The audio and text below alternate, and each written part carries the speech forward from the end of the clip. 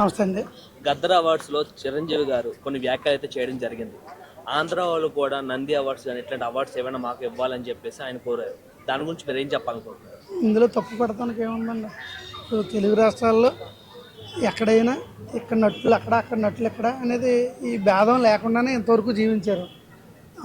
అక్కడ ఎందుకనో ఈ అవార్డులు ఇంకా ప్రకటించినందుకు ఆయన అన్న మాటలు మనం తప్పుగా తీసుకోవాల్సిన అవసరం లేదు.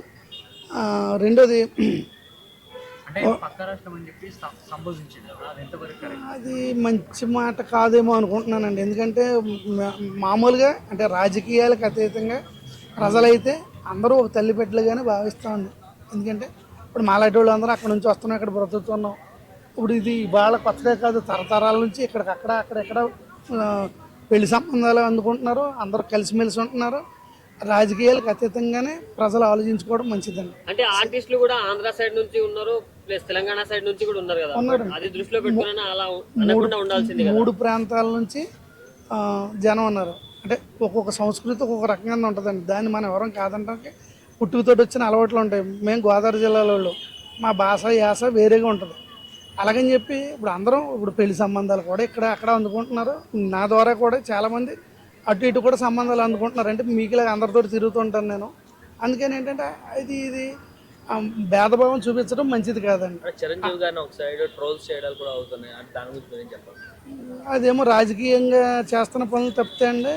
ఎవరైనా సరే ఇప్పుడు అన్ని వర్గాలకే అన్ని రకాల పిల్లలకి కూడా ఈ తెలుగు పరిశ్రమలో అవకాశాలు ఇవ్వాలండి. ఎంతోమంది మీలా చదువుకున్న పిల్లలు ఈ రోజుని టెక్నికల్గా చాలామంది బాగా తయారై ఉన్నారు.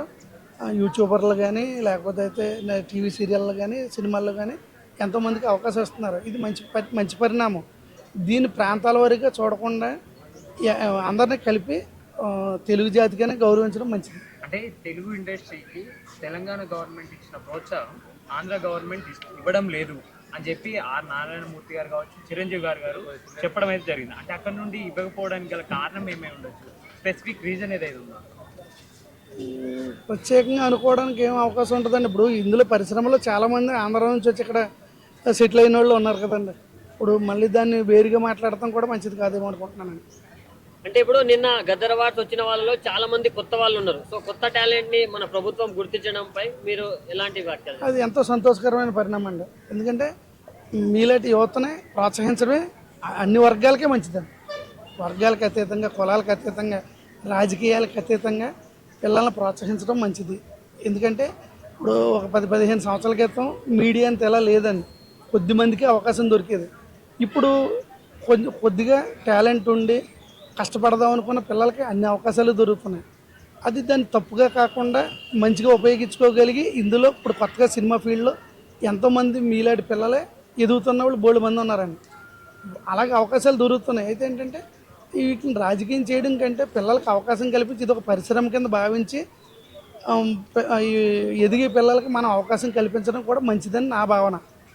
అంటే చిన్న సినిమాకి ఎక్కువ అవార్డులు వచ్చినాయి అని చెప్పి కూడా ట్రోల్ చేస్తూ ఉన్నారు. రాజుబెట్ సాంబాయి ఆ మూవీ ఏదైతే ఉందో, అంటే ఆ మూవీ బాగుంటుంది కదా, అన్ని అవార్డ్స్ వచ్చినాయి, బట్ స్పెసిఫిక్గా అట్లా ట్రోల్ చేయడం ఎంతవరకు కరెక్ట్? చిన్న మూవీ అని చెప్పి. చిన్న మూవీలు లేకపోతే అయితే పెద్ద మూవీలు ఎంతమందికి అవకాశాలు ఉంటాయండి. ఇప్పుడు సంవత్సరానికి ఒకటో లేదా 3-4 సంవత్సరాలకు ఒకటో వస్తున్నాయి. దానికి అవకాశం ఎంతవరకు ఉంటుందంటే కొద్దిమందికే దొరుకుతుంది కదండి. చిన్న సినిమాలు అంటే లో బడ్జెట్లో కొద్దిగా అవకాశం ఉన్న వాళ్ళు 2-3 కలిపి తీసుకుని పిల్లల్ని టాలెంట్గా ఉన్న పిల్లల్ని తీసుకుని సినిమాలు తీస్తున్నారు. ఇప్పుడు సినిమా తీసిన నిర్మాత నా ఫ్రెండ్ అండి, రిలేటివ్. అది చాలా చిన్న సినిమా అనుకున్నారు అందరూ. ఎంతో హిట్ సాధించింది. మాకే ఆశ్చర్యమైంది. అందుకని చిన్న సినిమా పెద్ద సినిమా అంటే ఏం కాదండి. కంటెంట్ ఉండి కథ బాగుండి నడిపితే ఏదైనా బాగుంటుందండి. ఇప్పుడు ప్రతి వాళ్ళు పెద్ద సినిమాలు 1000 కోట్లు పెట్టి తీయలేరు కదండి. ఇప్పుడు ధురంధర్ సినిమా ఉందండి, ఎవరు ఊహించలేదు మొదటి సినిమా అంత హిట్ అవుతుంది. బాహుబలిని గట్ట మించి ఇంత పెద్ద హిట్ అవుతుందని ఎవరు సామాన్యంగా కాదు, ఫీల్డ్లో ఉన్న వాళ్ళు కూడా ఎవరు ఎక్స్పెక్ట్ చేయలేదండి. అలాంటిది ఆ సినిమా 1000 కోట్లు సంపాదించగలిగింది. ఇప్పుడు సెకండ్ పార్ట్ కూడా బాగుందని చెప్పి మంచి రివ్యూస్ వస్తున్నాయండి. అలాగని ప్రతి వాళ్ళు పెద్ద సినిమాలు తీయలేరు కాబట్టి చిన్న సినిమాలకి ఎంతోమంది నాకు అంటే మాకు సంబంధించిన పిల్లలు కూడా ఫీల్డ్లో వర్క్ చేస్తున్నారు. వాళ్ళందరినీ కలుపుతుంటాను నేను. ఇవన్నీ తెలిసేది ఏంటంటే ఏదో నలుగురు కలిపితే ఒక 50 లక్షలు ₹1,00,00,000 పోయి చేసుకుని చిన్న చిన్న సినిమాలు తీస్తున్న పిల్లలు చాలామంది ఉన్నారండి. వాళ్ళు కొత్త కొత్త వాళ్ళకి అవకాశాలు ఇస్తారు. ఎందుకు వీళ్ళు డబ్బు డిమాండ్ చేయరు కాబట్టి. కోట్లు ఇచ్చి పెద్ద పెద్ద తారాగణాన్ని పెట్టుకోవడం అందరికీ సాధ్యం కాదు కాబట్టి చిన్న సినిమాని ప్రోత్సహించడం మంచిదండి. Thank you. అయితే ఆంధ్రాలో కూడా ఇలాంటి అవార్డులు ఇస్తే సినీ రంగానికి ప్రోత్సాహం ఇచ్చినట్టు ఉంటుంది.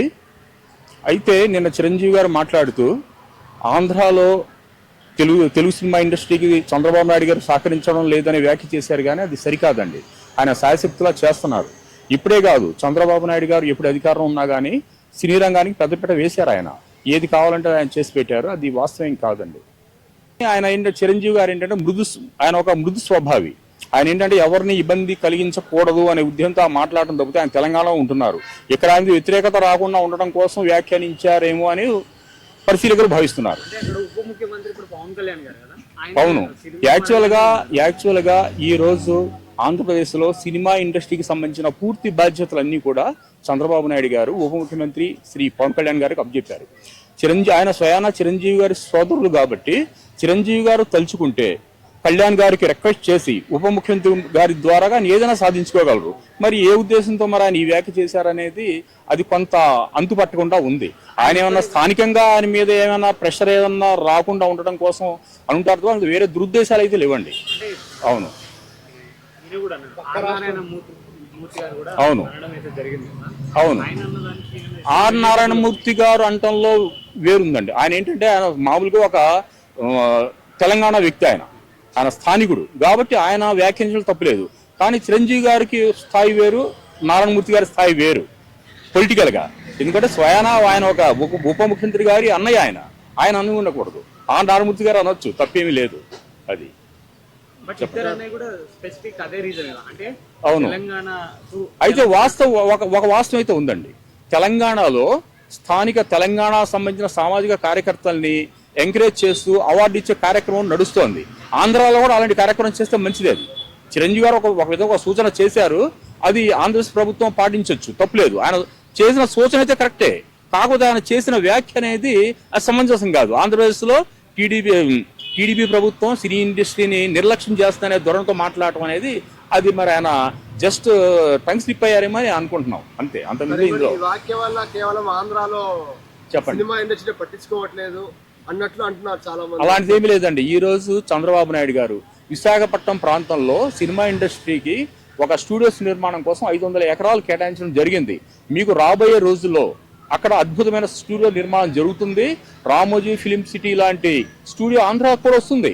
చంద్రబాబు నాయుడు గారు వారి ప్రణాళికలు వారికి ఉన్నాయి, వారు చేస్తున్నారు అందులో చేస్తున్నారు. మరి అటువంటిప్పుడు చంద్రబాబు నాయుడు గారు ఒక రిక్వెస్ట్ పెట్టచ్చు కదా. సో అంతమంది అంత పబ్లిక్ ముందు ఇట్లా మాట్లాడడం ఎంతవరకు, ఎంత సీనియర్ అతను అంటే అనకూడదు. చిరంజీవి గారి స్థాయి అనేది ఆయన ఒక నటుడుగా కాదు, ఆయన ఒక బలమైన సామాజిక వర్గానికి నాయకుడు ఆంధ్రాలో. ఆయన్ని చంద్రబాబు నాయుడు గారు ఆ విధంగా మాట్లాడటం అనేది అది మాట్లాడకూడదు కాబట్టి మాట్లాడరండి, అంతే. పబ్లిక్ లో చెప్పడం వల్ల మళ్ళీ గవర్నమెంట్ కి ఏమైనా ఇబ్బంది అవుతుందా అనేది కూడా అవుతుంది కదండి. మరి లోపాయి గారిగా మాట్లాడుకుంటారు. అది కాకుండా స్వయాన సోదరుడు ఉప ముఖ్యమంత్రి కాబట్టి మరి వారిని ఏదైనా ఒక వ్యాఖ్య చేస్తే వాళ్ళ సోదరులు ఏమైనా తప్పుగా భావిస్తారనే ఒక ఆలోచన చంద్రబాబు గారికి ఉండదు. వారు అనరండి, చేసి ఉండకూడదు. ఇంకో వ్యాఖ్య ఏంటంటే ఆయన ఆంధ్రప్రదేశ్ పక్క రాష్ట్రాన్ని సంబంధించి ఉండకూడదు. ఎందుకంటే ఆయన పుట్టి పెరిగింది పశ్చిమ గోదావరి జిల్లా మొగల్తూరు, ఆంధ్రప్రదేశ్. ఏంటంటే ఆయన పక్క రాష్ట్రం అనకూడదు. అది కొంత ఆంధ్ర సంబంధించినటువంటి మా లాంటి వారు మేము ఫీల్ అవుతున్నాం. ఎందుకంటే చిరంజీవి మా సొంత మనిషిగా మేము అనుకున్నాం, పక్క రాష్ట్రం మేము వారిని ఎప్పుడు అనుకోలేదు. అవునండి, అంటే ఈ వెళ్ళడానికి ఉందండి, వాంటెడ్ ఏం కాదండి. ఇది మొత్తం కూడా తెలంగాణ సామాజిక అంశం మీద ప్రాధాన్యత ఇచ్చారండి. ఎక్కువ అవార్డులు ఇచ్చింది సినిమా రంగం కన్నా తెలంగాణ సామాజిక రంగానికి ఎక్కువ పెద్దపీట వేసి ఇచ్చారండి. సామాజిక కళాకారులు, అలాగే తెలంగాణ నేపథ్యంలో నిర్మించబడిన రాధా రాంబాయి సినిమాని సెలెక్ట్ చేయడం కారణం కూడా అదేనండి. ఎందుకంటే స్థానికంగా తెలంగాణ ప్రాంతానికి పెద్దపీట వేయడం జరిగింది తప్పితే అందులో ఆంధ్రాని చిన్న చూపు చూడడం కాదు, సినిమా ఇండస్ట్రీని చిన్న చూపు చూడడం కాదు. అవును, లేదండి, అందులో ప్రాంతీయ విభేదాలు ఏమీ లేవు. కేవలం తెలంగాణ సంస్కృతిని ప్రోత్సహించే ఉద్దేశంతో ఇచ్చిన అవార్డులు ఇది, అంతే తప్పితే ఇందులో వేరేం కాదండి. ఇందులో వాళ్ళేం వైషమ్యాలు చూపిలేదు, విభేదాలు ఏం చూపిలేదండి. అంతరం ఏం చూపించలేదు.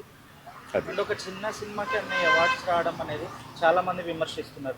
దీనికి ఏంటంటే దీనికి ఇవ్వడానికి మెయిన్ కారణం ఏంటంటేనండి, ఒక ఏ విధమైనటువంటి బ్యాక్ డ్రాప్ లేకుండా తెలంగాణ అంశం మీద నిర్మించిన సినిమా అంత భారీ కలెక్షన్ సాధించడం వల్ల అది అవార్డుకి ఎంపికైంది తప్పితే అందులో చిన్న సినిమాకి ఇవ్వటం అనేది తెలంగాణ కాబట్టి ఇవ్వటం అనేది అది కాదండి. వాళ్ళు ఇవ్వటం అనేది రాధారాంబాయి సినిమాకి ఆ అవార్డు రావడంలో అది సమంజసమేనండి.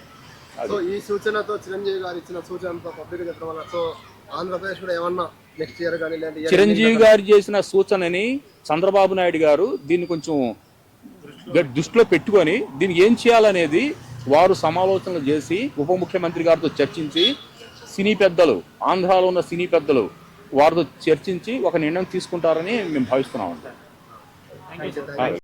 ఈ వీడియో కనుక మీకు నచ్చినట్లయితే లైక్ చేయండి, షేర్ చేయండి. మరిన్ని వీడియోస్ కోసం మా ఛానల్ని సబ్స్క్రైబ్ చేయండి. మీ అభిప్రాయాలు మాకు కామెంట్స్ రూపంలో చెప్పండి. మరిన్ని వీడియోస్ కోసం మా ఛానల్ని సబ్స్క్రైబ్ చేయండి.